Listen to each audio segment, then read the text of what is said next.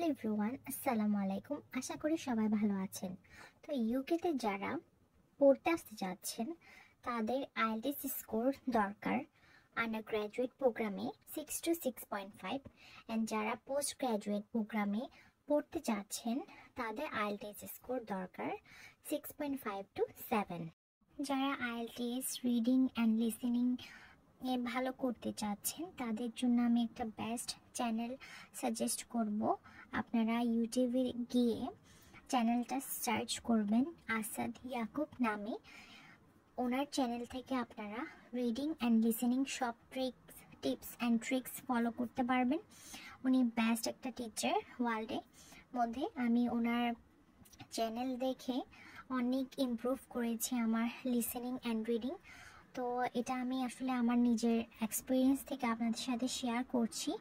সামনের ভিডিওতে আমি আপনাদেরকে কিছু টিপস অ্যান্ড ট্রিক্স দেব।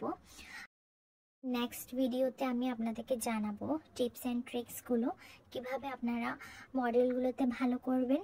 তো সবার জন্য শুভকামনা, আপনাদের দিন ভালো যাক, ভালো করে প্রিপারেশন নিন। Best of luck.